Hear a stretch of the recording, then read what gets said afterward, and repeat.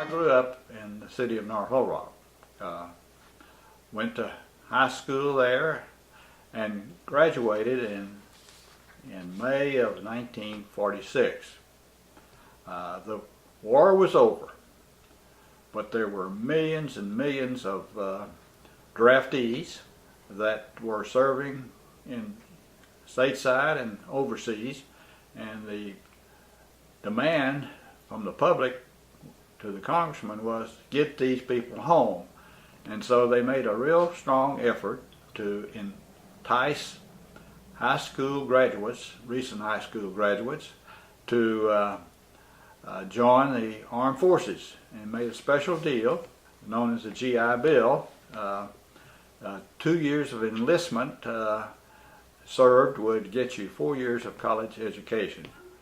I was, at that time, was 17 years old, which meant that I was not subject to the draft, but I knew I would be in a few months. And so I looked into the possibility of joining the military.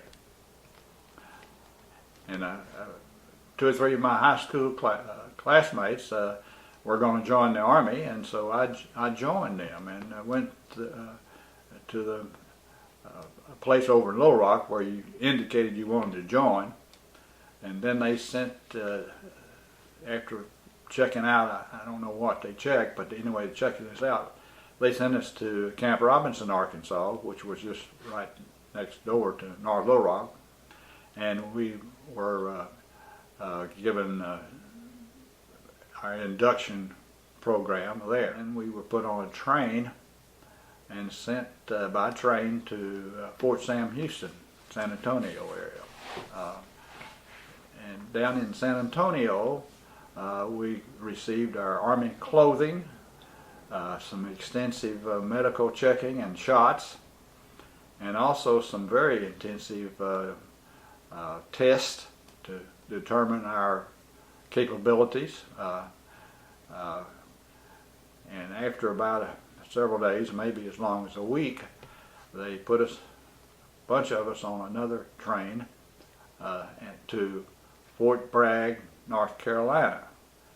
This was to undergo 8 weeks of basic training. I had sold papers at Camp Robinson when I was in junior high, and I knew a little bit about the Army base and the type of barracks and everything to expect, and they had that type of barracks at Fort Bragg, a 2-story, cram you in there type of thing, a real shrill whistle manned by, I guess, a corporal would come in and blow it early in the morning and wake you up and tell you to get your blankety blank out of bed and call for roll call, and then started the Army routine of training, basic training, learning how to handle the M1 rifle. Never call it a gun. It was a piece. The word was, don't leave the base because you might be shipped out that day. And I learned that wasn't the case at all. You could sneak off to Seattle for one day, and they were having a big basketball game, and University of Washington was playing UCLA, and I wanted to see it, so I went down saw that basketball game, and they didn't leave without me. Well, they packed us into a ship, troop ship, in Puget Sound there, and I never had seen the ocean. I thought the Puget Sound was probably the ocean, but they told me that, no, that was just a bay. And so soon we were out in the smooth Pacific, except it wasn't smooth. And it was just rough enough to, after about a day, to make my stomach start to tumble, and I got seasick. And was sick 2 or 3 days. Didn't want to go up, but they pushed you out and said go up and get some fresh air. Anyway, the order said that I was going to be assigned to the 10th Information and Historical Section, a Division of Military Intelligence at Yokohama, 8th Army Headquarters in Yokohama. well, that wasn't, I didn't know it then, but that wasn't about 25 or 30 miles away. And so they put those of us who were going to the 8th Army headquarters in a 6-by, and took us about an hour to get down, and they dumped me off at the hut area that I was assigned to. All Quonset huts, I would guess maybe 150 or 200 Quonset huts, enclosed in security fence. They took me to the office where Colonel Brunke was in charge of the 10th INH, and he took me in and said, we've got a very important job to do here. We have finished writing the history that the 8th Army played in the Pacific Theater, starting in New Guinea and on up through the Philippines, and that book has been published. Now our responsibility is to interrogate the high-ranking Japanese military officers as to their planning and execution of the war in the Pacific.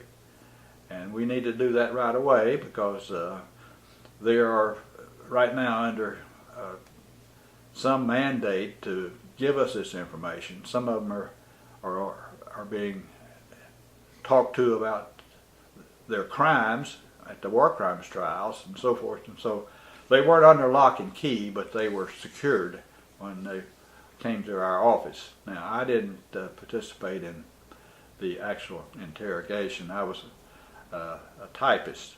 We had the latest Remington Rand typewriter. You typed, and when the bell rang, it meant you reached the end of the line. You had to push the lever, and it started another line.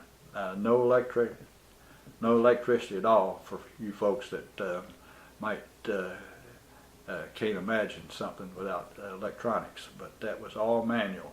Our work was basically this: the officers would interrogate the Japanese high-ranking officers, and they would pencil out what they said and send it to the typist room, and you would be given that document and type it double-spaced as fast as you can, but make very few mistakes. That was the order. And so then it would go back to the officers, and they would go over it with the Japanese, and then send it back for what was maybe the final copy. So it had to be accurate, well, properly typed. Then sometimes even after that, somehow it would get changed in the interrogation room, and it would come back, and we would finalize that. After I'd been there about 3 months, they posted a sign on the mess hall saying tryouts for 8th Army baseball team. Well, I'd been a baseball player in high school, fairly good, and I thought, well, man, they had a stadium right there close to our hut area, a real nice place. So on the weekends, our work schedule was 5 days a week, just like an office worker in the United States. And so we could do what we wanted to within limits. I tried out the baseball team, made the team, and played some practice games, and then had to see Second Lieutenant Franchi again. He says, "You need to see the colonel." About words about like that. And so the colonel, he says, I think I remember him saying, "Son, I didn't get you here to play baseball. We're doing a very important job, and you cannot be released." And so I turned my baseball uniform in. I had visions of playing with the games against all the divisions and the Air Force and Naval. They all had teams, and it was a great thing. And the Japanese, they flocked to those baseball games. That stadium in Yokohama was small, but they'd fill it up when they were playing games. And I just thought, well, that'd be wonderful to do that. That wasn't my lot in life. There was some sort of a point system, and they would get to go home when they achieved that level, and they were all anxious to go home. And gradually those guys went home, and so the typist pool dropped in number. I think it got down to about 4, and the colonel called me in, and I didn't know what to expect. And he said, "I can't get any people in these recruits. Didn't you guys take typing in high school?" And I said, "Well, I did it because I didn't think I was smart enough to take math, advanced math, and so I didn't want to take mechanics or woodworking. I just took typing." And I said, "Gosh, I had to compete with about 30 girls and 2 or 3 guys, and the girls knew how to type right off, and I was lucky to pass." He said, "Well, I am going to find some guys that have good grades on their AGTC score." He said, "Good enough that they would have been eligible for officers candidate school. And I'm going to bring them in, and I want you to teach them how to type." Boy, he said, "I'm going to promote you. You're going to teach them how to type." So I think that's when I got promoted to sergeant. Somehow I came up with a typing manual and had the drafting department draw a couple of keyboards, and I fumbled around and got these. There were 4 or 5 new guys came, and they were very sharp guys, and they started in, and I impressed on them, don't make mistakes. Don't try to go fast and just make a lot of mistakes. That's going to be bad later on. Anyway, that went on. You know, they were there for 8 hours a day, 5 days a week, and that's all they did was sit there and type. And so if they were so inclined, they learned. And I don't think I played any part in actually making them learn, but they did. And they were able to type the drafts right away, and within 2 or 3 months they were able to type the finished copies. The colonel called me in.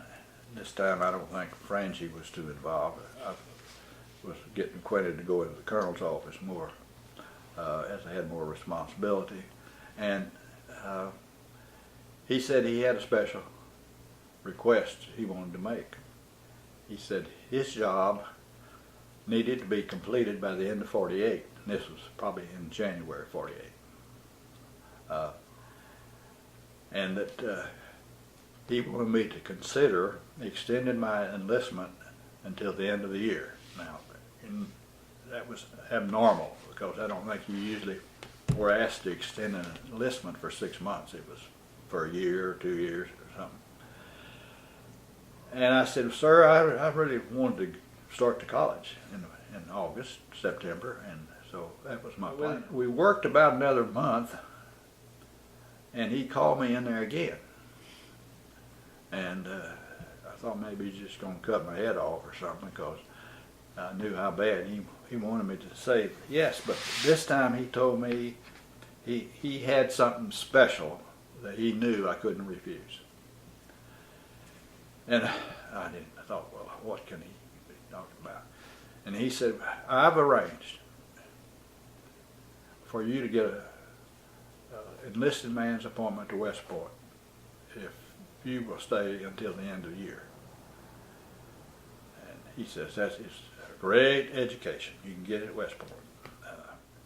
From then on, I guess I had an easy job of reviewing the reports of the typists that were smoothly running through, and then the day came in July when I got my orders to go back to the States, and that was a good time for me, and I went to good smooth trip home on a better ship, and discharged.